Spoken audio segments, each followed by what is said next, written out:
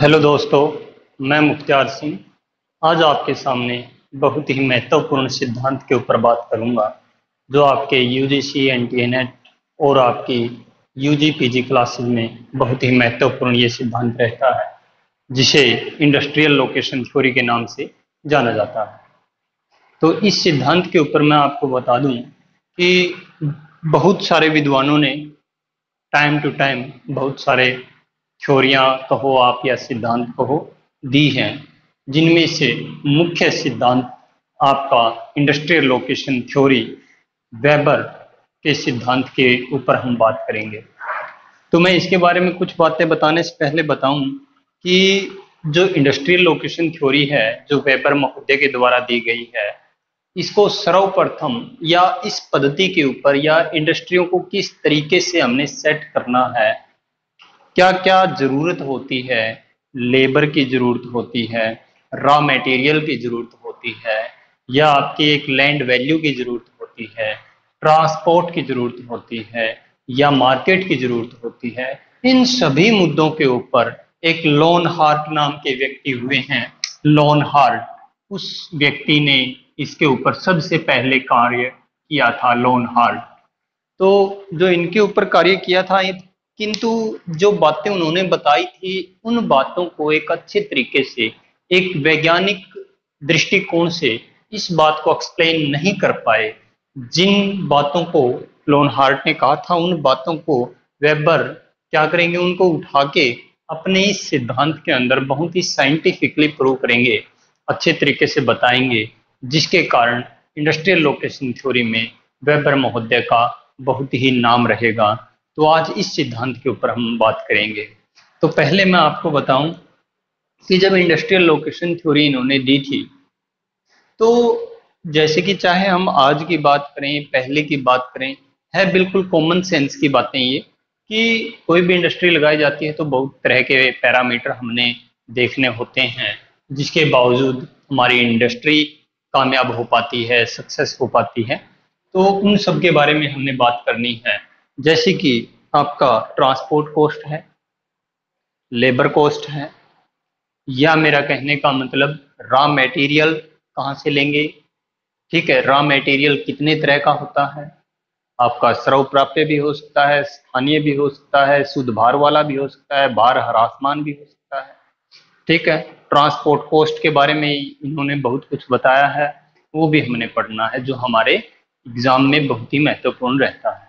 तो देखिए जी, इस थ्योरी के ऊपर मैं ज्यादा एक बार आपको इतना लंबा लेक्चर न लेके मेन मेन पॉइंटों के ऊपर बात करेंगे और किस तरीके से आपने एग्जाम में इसको पूरा करना है, चाहे आपका यूजी का हो चाहे पीजी का हो, यहाँ तक कि सभी यूनिवर्सिटियों में आता है ये, चाहे महाराजा गंगा सिंह यूनिवर्सिटी की बात हो, कुरुक्षेत्र यूनिवर्सिटी की बात हो, सीडीएलयू की बात हो, या एमडीयू की बात हो, सभी के अंदर इस सिद्धांत का जिक्र होता है, क्योंकि ये आपका यूजीसी लेवल का एक क्वेश्चन भी बनता है, चाहे एचपीएससी की बात हो, आरपीएससी, सभी में इस तरह की सिद्धांत से प्रश्न आता है। तो आज हम बात कर रहे हैं इंडस्ट्रियल लोकेशन थ्योरी के ऊपर। तो ध्यान रखना आपने, इंडस्ट्रियल लोकेशन थ्योरी, जिसे औद्योगिक अवस्थिति सिद्धांत कहा जाता है। सर्वप्रथम जब वेबर महोदय ने इसके ऊपर कार्य किया था, मैंने आपको पहले बताया कि वेबर महोदय ने किसके विचार उठाए हैं, लोन हार्ट नाम के व्यक्ति के विचार उठाए हैं सबसे पहले। वैसे इन्होंने काम किया था, इनके बातों को उठा के वेबर महोदय अच्छे तरीके से पेश करेंगे, एक्सप्लेन करेंगे, जिसके कारण वेबर महोदय का नाम आएगा। तो जब वेबर महोदय मेन रहेंगे, अब हम बात करें वेबर की, वेबर ने इसको दिया है। Weber industrial location theory, weber इन्होंने इस सिद्धांत को दिया स्टार्टिंग में 1909 के अंदर। जब इन्होंने 1909 में दिया तो ये स्टार्टिंग में जर्मन भाषा में इन्होंने अपने इस सिद्धांत को एक्सप्लेन किया था, क्योंकि ये जर्मन जियोग्राफर हैं, आपके जर्मन अर्थशास्त्री रहे हैं। इन्होंने जब इसको जर्मन भाषा में दिया तो इसको किस नाम से जाना गया, Uber done standard done industrial. ध्यान रखना, ये जर्मन भाषा में इनका इस तरीके से ये सिद्धांत था। किंतु आपको पता है आज तक एग्जाम में कभी भी नहीं पूछी गई है जर्मन भाषा में, और ना ही पूछा जाएगा, हमेशा इंग्लिश में पूछा जाता है। ध्यान रखना है आपने, ये जर्मन भाषा में इस तरह का नाम था, किंतु जब आप यूजी पीजी लेवल पे लिख रहे हो तो उस टाइम आपने ये नाम जरूर लिखना है, उबेर डन स्टैंडर्ड डर इंडस्ट्रियल। ये जर्मन भाषा में 1909 में इन्होंने इस वे से इसको लिखा था। नेक्स्ट देखिए 1929 में इसी सिद्धांत को इन्होंने इंग्लिश में लिखा, तो इसको किस नाम से जाना गया? Theory of location of industries, जो आपका यूजीसी एनटीए नेट में लगभग क्वेश्चन पूछा गया है। Theory of location of industries, इसका संबंध किस विद्वान से है? तो आपका वेबर महोदय से है। इसी सिद्धांत को इस नाम से भी जाना जाता है, the least cost location approach. The least cost location approach के नाम से भी इस सिद्धांत को जाना जाता है, आपने ध्यान रखना है। अब बात हमारे यहाँ पे आती है, ये हमारे एग्जाम में आते हैं, किंतु एक क्वेश्चन जो आपसे पूछा जा सकता है इन फ्यूचर, ये आपका इंग्लिश भाषा में लिखा गया है 1929 में। 1929 में जब ये इंग्लिश भाषा में ट्रांसलेट किया गया था, उस विद्वान का नाम है सीजे फ्रेडरिच। सीजे फ्रेडरिच, आपने ध्यान रखना है, सीजे फ्रेडरिच। इस तरह का प्रश्न है, जैसे कि एक बार एचपीएससी में क्वेश्चन आया था, सेंटर प्लेस थ्योरी को इंग्लिश में ट्रांसलेट किसने किया? तो वो थे आपके बोस्किन महोदय। उसी तरह आपसे पूछा जा सकता है, इंडस्ट्रियल लोकेशन थ्योरी को इंग्लिश में ट्रांसलेट किसने किया? सीजे फ्रेडरिच ने। तो अब मैं उन सभी पॉइंट के ऊपर बात करूंगा जो जो वेबर ने ये इस सिद्धांत के अंदर यूज किए हैं, जो ज्योग्राफिकल वर्ड यूज किए हैं, उनके ऊपर हमने बात करनी है। सबसे पहले तो एक बार ये पॉइंट देखिए, ये कॉमन पॉइंट है बिल्कुल, जो आपको पता होना चाहिए। इनका मानना था कि श्रम लागत, क्योंकि यहाँ पे बताया गया है फैक्टर अफेक्टिंग टू इंडस्ट्रीज, कि इंडस्ट्री है, कोई भी उद्योग है, उद्योग जो लगाए जाते हैं, तो उनको कुछ कारक हैं जो इनको प्रभावित करते हैं। अगर ये कारक आपके वहाँ पे अवेलेबल हैं, तो कहीं ना कहीं वो इंडस्ट्री को इफेक्ट करेंगे। जैसे कि मैं इनको एक्सप्लेन करता रहूंगा। श्रम लागत के कारण विचलन, यानी कहने का मतलब क्या है कि अगर आपने कोई एक इंडस्ट्री लगाई, सपोज आपने यहाँ पे एक इंडस्ट्री लगाई है, और यहाँ पे आपने बहुत दूर, यहाँ पे मान के चलिए आपके आसपास आपके लेबर नहीं है या महंगी लेबर है, तो आपकी ये इंडस्ट्री ज्यादा दिन तक नहीं टिक पाएगी। क्योंकि जैसे मान के चलिए आपने दिल्ली के पास इंडस्ट्री लगाई, गुड़गांव के पास इंडस्ट्री लगाई, आपको पता है कि बड़ा एडवांस रीजन है, तो इसके आसपास आपका क्या रहेगा? यहाँ पे लेबर बहुत महंगी मिलेगी और यहाँ पे आपकी इंडस्ट्री सक्सेस नहीं हो पाएगी अगर आपकी छोटे स्तर की इंडस्ट्री है। तो आपने ध्यान रखना है, इंडस्ट्री आप वहीं लगाओगे जहाँ पे आपको सस्ती लेबर मिल सके। अगर आपको लेबर बहुत दूर से लेके आनी पड़ी, यहाँ से लेके आनी पड़ी, तो आपको ट्रांसपोर्ट कॉस्ट आपके लिए बेहद खतरनाक साबित होगी। तो इन्होंने बताया कि श्रम लागत के कारण भी कई बार इंडस्ट्री आपकी यहाँ से वहां शिफ्ट हो जाती है। यहाँ से मतलब यहाँ पे अगर ये श्रम लागत बहुत ज्यादा पड़ रही है, तो आप इस इंडस्ट्री को उठा के आप वहीं पे लगाना पसंद करोगे जहाँ पे आपको श्रम लागत कम नजर आएगी या कम लगेगी। तो आपने इस बात को ध्यान रखना है। नेक्स्ट पॉइंट है समूहन के कारण। समूहन के कारण विचलन, यहाँ पे ध्यान रखना, मैंने ये विचलन, विचलन का मतलब होता है डिस्टोर्शन। ये क्या है आपका? विचलन। विचलन मीन डिस्टोर्शन, की श्रम लागत के कारण भी इंडस्ट्री में विचलन हो जाता है, समूहन के कारण भी विचलन हो जाता है, परिवहन के कारण भी विचलन हो जाता है। तो समूहन के कारण विचलन, विचलन का मतलब है डिस्टोर्शन बाय एंग्लोमरेशन। तो इस बात को आप कैसे समझोगे? आपको पता होना चाहिए इसके बारे में कि आपका किस तरह का फंडा रहेगा। कि सपोज आपने यहाँ पे कोई इंडस्ट्री लगाई है, इसके आसपास कोई वही सेम प्रोडक्ट वाली इंडस्ट्री लग जाती है, तो आपको पता है जो ग्राहक आएगा उसके लिए ऑप्शन बढ़ गया है, वो आपका किसी भी इंडस्ट्री से आपका कोई सामान ले सकता है। तो यहाँ पे जो भी एक पर्टिकुलर इंडस्ट्री होगी, कोई भी आप मान के चलिए इतनी इंडस्ट्री हैं, तो इन इंडस्ट्रियों को प्रॉफिट होगा, बहुत ही कम फायदा होगा। तब ये क्या कहेंगे कि यहाँ पे तो कंपटीशन बढ़ गया है, तो उस दौरान भी इंडस्ट्री आपकी यहाँ से दूसरी जगह शिफ्ट हो सकती है। यानी कंपटीशन ज्यादा बढ़ जाता है, एक ही प्रोडक्ट की बहुत सारी दुकानें हो, इंडस्ट्रियां हो, तो वहां पर भी आपको इंडस्ट्रियों में नुकसान होने का डर होता है। तीसरा पॉइंट लिया है परिवहन के कारण विचलन। यहाँ पे क्या बात हुई? मान के चलिए आपने इंडस्ट्री यहाँ पे लगा दी है, आपने इंडस्ट्री यहाँ पे लगाई, सपोज आपकी मार्केट यहाँ पे है और आपने इंडस्ट्री लगाई है यहाँ पे। अब यहाँ से अगर आप यहाँ तक अपना सामान मार्केट में भेज रहे हो और आपको बहुत ज्यादा कॉस्ट आ रही है, बहुत ज्यादा खर्च आप पे कर रहे हो, तो इस तरीके से आपका ये ट्रांसपोर्ट कॉस्ट आपका क्या करेगा? इस इंडस्ट्री को इफेक्ट करेगा। यानी मेरा कहने का मतलब है कि यहाँ पे इंडस्ट्री आपके लिए खतरनाक साबित होगी, क्योंकि यहाँ पे ट्रांसपोर्ट कॉस्ट बढ़ जाएगी। वो इस दौरान क्या करेगा? इस मार्केट के पास ही कहीं ना कहीं इंडस्ट्री को सेट करने की सोचेगा, ताकि कम से कम ट्रांसपोर्ट कॉस्ट लगे और वो प्रोडक्ट को जल्दी से जल्दी आपका मार्केट में पहुंचा सके। तो आपने ध्यान रखना है, कहीं ना कहीं परिवहन के कारण भी आपकी इंडस्ट्रियों में विचलन आ जाता है। तो इस तरह की हमारे यहाँ पे बातें हुई हैं। नेक्स्ट पे मैंने ये कुछ पॉइंट बताए हैं आपको कि जो इंडस्ट्री को इफेक्ट करते हैं, किंतु यहाँ पे कुछ वर्ड लेगा वेबर महोदय रॉ मटेरियल के ऊपर बहुत ज्यादा डिस्कस करेंगे, आपने ध्यान रखना है। और यहाँ से पेपर में बहुत बार प्रश्न आते हैं, ये मैंने कुछ पॉइंट आपको बताए हैं यहाँ पे, इनके बारे में मैं आपको एक्सप्लेन करूंगा डिटेल से। आपने ध्यान रखना है, यहाँ से लगभग प्रश्न आपके आते हैं। तो जैसे कि रॉ मटेरियल, यहाँ पे इन्होंने बताया कि जब कोई भी इंडस्ट्री लगाई जाती है तो उसमें रॉ मटेरियल का एक बहुत बड़ा रोल होता है। सपोज आप एक शुगर मिल लगा रहे हो, आपको पता है कि शुगर मिल के लिए आपको गन्ने की जरूरत है। अगर आपने गन्ना, जैसे अगर गन्ना बहुत दूर उगाया है आपने इंडस्ट्री से, तो आपको पता है कि उस गन्ने को जब इंडस्ट्री तक लेके आओगे, शुगर मिल तक लेके आओगे, तो गन्ने का जो आप कह सकते हो, जो मेरा कहने का मतलब, गन्ने को शुगर मिल तक पहुंचाओगे तो उसका रस भी सोख जाता है, उसका वेट में भी ह्रास हो जाता है। जब आपने उसको पूरी ट्राली को आपने फिल किया था उस टाइम उसका कुछ अलग वेट था, जब आपने उसको शुगर मिल तक पहुंचाया तो उस दौरान उसके वेट में बहुत ज्यादा अंतर आ जाता है। तो उस तरह की बातें हमने समझनी है कि कौन सा ह्रासमान होता है, कौन सा आपका शुद्ध भार वाला होता है, कौन सा आपका स्थानीय होता है, कौन सा आपका स्रव प्राप्य होता है। तो देखिए क्या बातें रहेंगी। पहला पॉइंट मैंने यहाँ पे बताया है स्रव प्राप्य।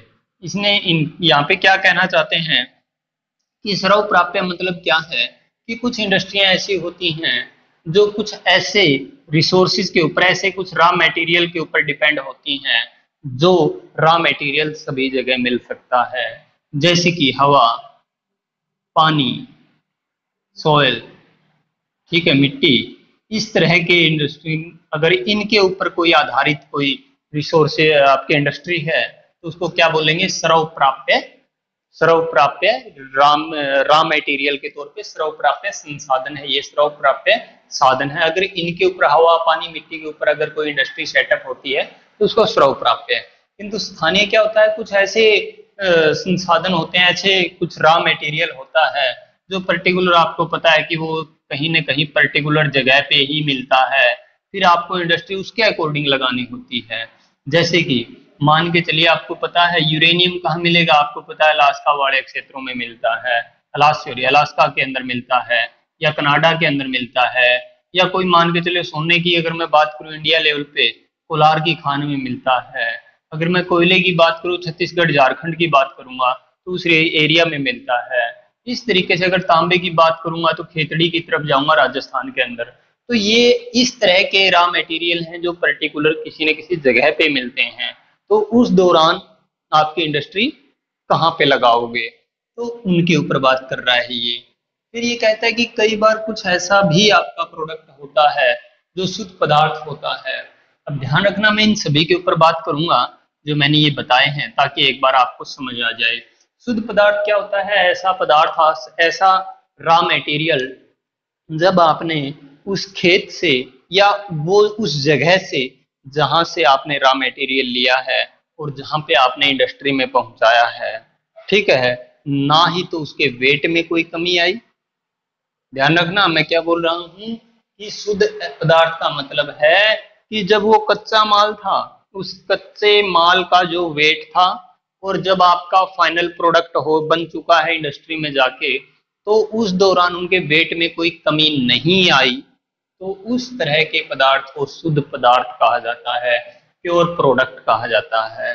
ऐसे ही मैंने एक नेक्स्ट पॉइंट लिया है अशुद्ध पदार्थ या ग्रोस प्रोडक्ट आप कह सकते हो। ग्रोस प्रोडक्ट का मतलब क्या है, ऐसा पदार्थ जब आपने रॉ मटेरियल लिया था या आपने रॉ मटेरियल वाले रीजन से लिया था या जहां से आपने वो जो कच्चा पदार्थ उठाया था उस दौरान उसका कुछ अलग वेट था, जबकि आपने उसका एक फाइनल प्रोडक्ट जब आपका बनकर तैयार हुआ है उस दौरान उसका कुछ अलग ही वेट है। अलग ही वेट का मतलब उसका कम वेट है। जैसे मैं बात कर रहा हूँ गन्ने की, गन्ने का वेट क्या होता है, जब स्टार्टिंग में आपने खेत से काटा, आपने लोडिंग की, तब उसका एक अलग वेट था। किंतु फाइनल प्रोडक्ट यानी चीनी बन के तैयार हुई, गन्ना गुड़ बन के तैयार हुआ, शक्कर खांड जो भी बन के तैयार हुआ, उसका आपने वेट किया, वो एक अलग वेट आया, तो उस हिसाब से उसके वेट में कमी आ जाती है, तो उसको अशुद्ध पदार्थ कहा जाता है। अगर एक समान पदार्थ यानी कच्चे माल का भार और तैयार माल का पदार्थ, तैयार माल जो पदार्थ हुआ है या तैयार माल हुआ है जो, उस दौरान उस पदार्थ के वेट में, और जब कच्चा था उस दौरान जो पदार्थ का वेट था, उनमें अगर इक्वलिटी है, एक समानता है, या वो पदार्थ, कई बार क्या होता है कुछ ऐसे प्रोडक्ट भी हैं जैसे पेट्रोलियम, कच्चा माल मान के चलिए आपने 1 क्विंटल कच्चा पेट्रोल निकाला जमीन से, ठीक है, पेट्रोलियम निकाला, तो उससे 5,000 तरह के आइटम बनते हैं। और पेट्रोलियम ऐसा पदार्थ है कि कच्चा माल होता है तब कम होता है, किंतु उसके पदार्थ जो बनते हैं 5,000 तरह के अलग अलग टाइप के प्रोडक्ट, उनको जब आप रिफाइन किया उस दौरान जो प्रोडक्ट बने उसका वेट ज्यादा बन जाता है, तो वो आपका शुद्ध पदार्थ में आएगा, या तो इक्वल हो या उससे ज्यादा हो, तो उसको शुद्ध पदार्थ कहते हैं। और उससे कम हो जाए, जो जब स्टार्टिंग में आपने लिया था कच्चा माल, तो उसका शुद्ध। स्थानीय क्या होता है, जो पर्टिकुलर जगह पे मिले, जो हर जगह ना संभव हो। और स्रव प्राप्य क्या होता है, जो हर जगह संभव हो। तो अगर आपका स्रव प्राप्य रॉ मेटीरियल है, तो उस दौरान आपकी इंडस्ट्री कहाँ पे मिले लगेगी, ध्यान रखना है, मैं यहाँ पे 2 तरह की वर्डिंग ले रहा हूँ। ये रॉ मेटीरियल रीजन है, ये आपका मार्केट रीजन है, और आपने इंडस्ट्री लगानी है रॉ मेटीरियल के पास और आपका मार्केट के पास।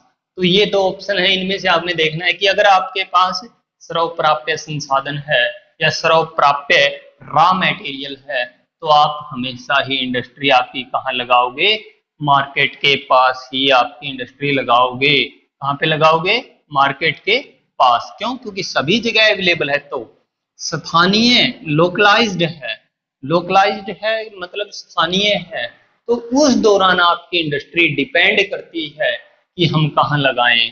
क्यों क्यों डिपेंड करती है वो, क्योंकि वो आपने देखना है कि जो स्थानीय है पदार्थ की, जो पर्टिकुलर जगह पे मिल रहा है, वो पदार्थ आपका भार ह्रासमान है या शुद्ध है, क्योंकि ये आपका एलिमेंट दोनों पे डिपेंड करता है।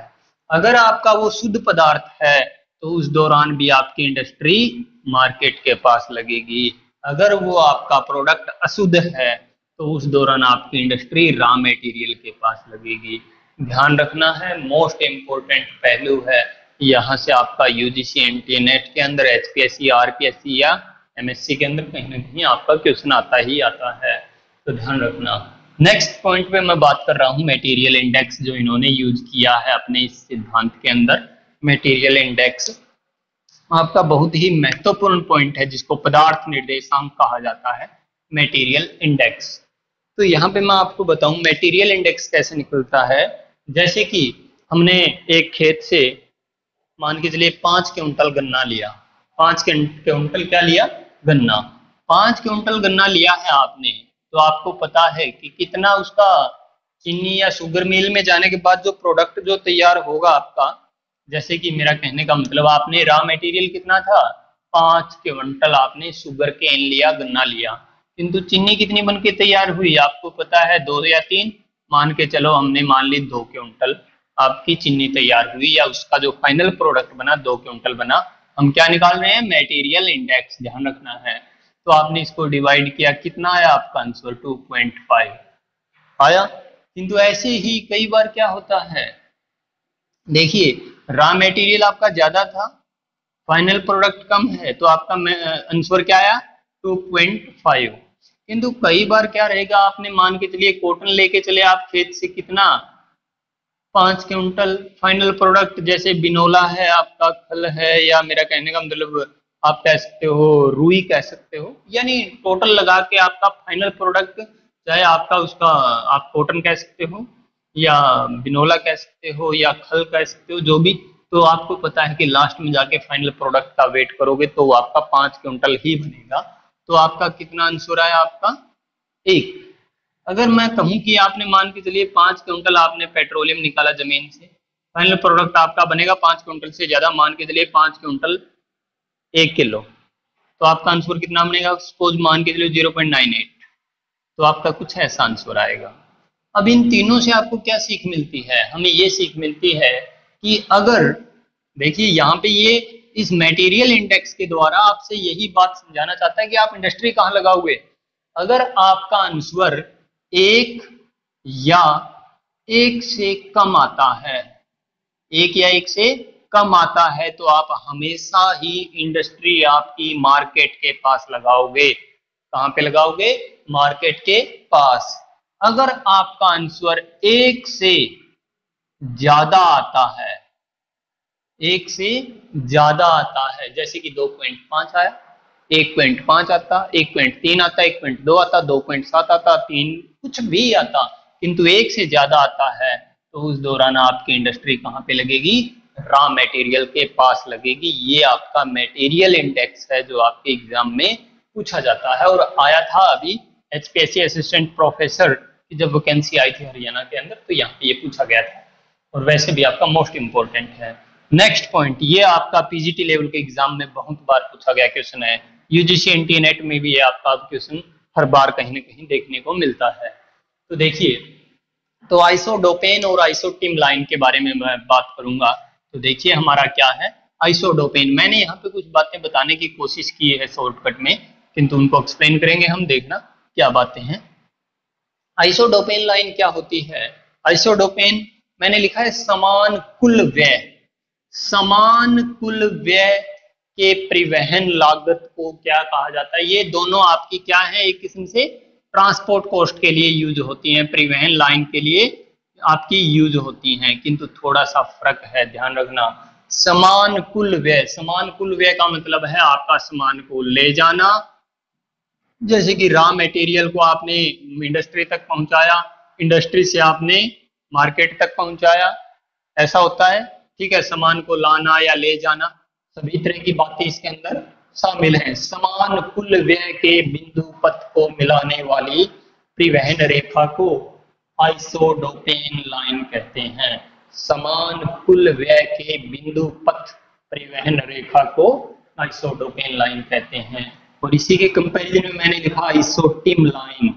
ठीक है, आइसोटिम लाइन में कच्चे माल के समान परिवहन के व्यय, कच्चा माल आपने रॉ मटेरियल से आपने इंडस्ट्री तक पहुंचाने में जो खर्च आया है, कच्चे माल को पहुंचाने में जो कुल खर्च आया है, एक समान जो खर्च आया है, उसको आइसोटिम लाइन कहते हैं। ये आपने ध्यान रखना है, पेपर में आपसे बहुत बार पूछा जाता है ये क्वेश्चन, तो आपने इसको ध्यान रखना है, कहीं गलती नहीं कर देना है आपको।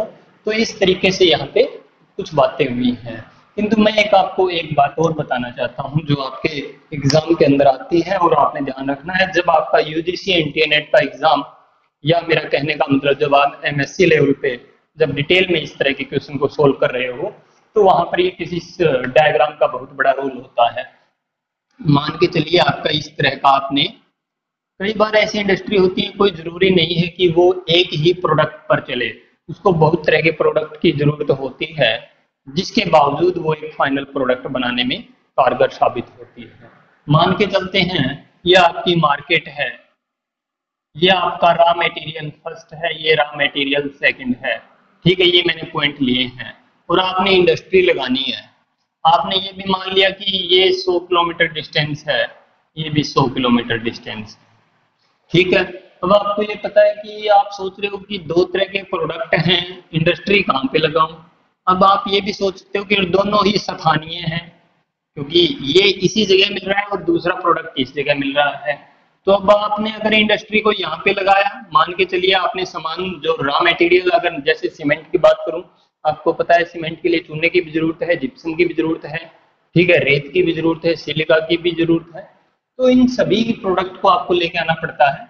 अब मान के चलिए ये 100 किलोमीटर की दूरी पे है, अगर आपने इंडस्ट्री यहाँ पे लगाई तो आप क्या करोगे, 100 किलोमीटर यहाँ से ये सामान लेके आओगे, ये रॉ मटेरियल, ठीक है, फिर यहाँ पे आप तैयार करोगे और यहाँ पे भेजोगे, तो आपका 200 किलोमीटर ये आपका एक ट्रक चलेगा, सामान भरकर यहाँ पे लेके आएगा और यहाँ पे जब इकट्ठा हो जाएगा उसको तैयार करोगे और यहाँ से आप फिर यहाँ पे मार्केट में पहुंचाओगे, 200 किलोमीटर चलेगा आपका। किंतु इसी तरीके से अगर आपने यहाँ पे लगाया तो यही प्रोसेस सेम, 100 और 100 से फिर ये आपका 200। किंतु आपने ध्यान रखना है, हमेशा ही जब इस तरह की कंडीशन हो तो आपकी इंडस्ट्री हमेशा ही बीच में लगती है।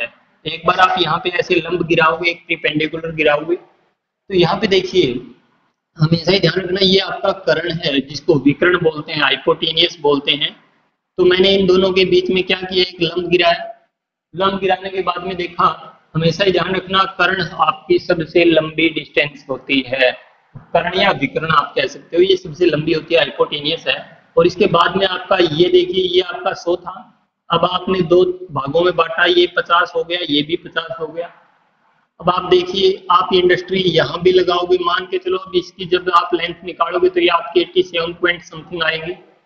तो आपने क्या किया, यहाँ से सामान यहाँ पे उठाया, यहाँ से सामान यहाँ पे उठाया, और यहाँ पे इसको तैयार किया, और यहाँ से ट्रक भरकर आपने मार्केट में भेज दिया। तो 50 किलोमीटर ये चला, 50 ये चला, 100, 100 और 87, 187, 13 किलोमीटर का गैप हो गया किसमें, अदरवाइज आपको 200 किलोमीटर की ट्रांसपोर्ट पड़ रही थी। किंतु इस दौरान यहाँ से आपका 187 पड़ रहा है। अगर आप यहाँ पे के लगाने के बजाय यहाँ पे लगाओगे तो और कम पड़ेगा, यहाँ पे लगाओगे तो और कम पड़ेगा, और यहाँ पर लगाओगे तो और कम पड़ेगा। ऐसा नहीं कि आप यहाँ से करते करते यहाँ पे चले जाओ, फिर तो वही डायग्राम बन जाएगा। तो आपने इस लाइन के बीच में यहाँ का पॉइंट उठाइए, आपके लिए सबसे बेस्ट रहेगा। और आपने क्या करना है, इस तरीके से अपना सामान यहाँ पे ले आइए आप, और यहाँ पे लेके आओ। आपको यहाँ भी नहीं लेके जाना, फिर आप यहाँ से और यहाँ से कैलकुलेट करोगे तो आपका सबसे आसान और सबसे कम खर्च आएगा आपका यहाँ पे। किंतु यहाँ की बजाय अगर यहाँ नहीं लगाना चाहते आप यहाँ भी लगाओगे तो भी आपको 13 से 14 किलोमीटर का फायदा हो जाएगा। तो इस तरीके से इस डायग्राम का एक अहम रोल होता है। ठीक है, तो देखिए जी, नेक्स्ट पॉइंट के ऊपर हम बात कर रहे हैं, labour cost index. Labour cost index क्या होता है, देखिए ध्यान रखना, ये कुछ इंडेक्स हैं, जैसे कि अपना मटेरियल इंडेक्स, ये वेबर के द्वारा ये सुझाए गए हैं जो आपके एग्जाम में आ सकते हैं। लेबर कॉस्ट इंडेक्स है, लोकलाइजेशन वेट है, असेंबली कॉस्ट क्या होती है, डिस्ट्रीब्यूशन कॉस्ट क्या होती है। तो यहाँ पे देखिए लेबर कॉस्ट क्या है, मैंने बताया है श्रम व्यय, यानी लेबर कॉस्ट, लेबर पर कितना खर्च आया है, तथा निर्मित माल के भार कि आपका लेबर पे कितना खर्च आया, और निर्मित माल के भार का जो अनुपात है, तैयार माल का जो वेट है और लेबर का जो कॉस्ट है, उनको अगर आप भाग कर देते हो, डिवाइड कर देते हो ये अपोन में ये, तो आपका क्या कहलाता है, लेबर कॉस्ट इंडेक्स कहलाता है। आपने इसको ध्यान रखना है।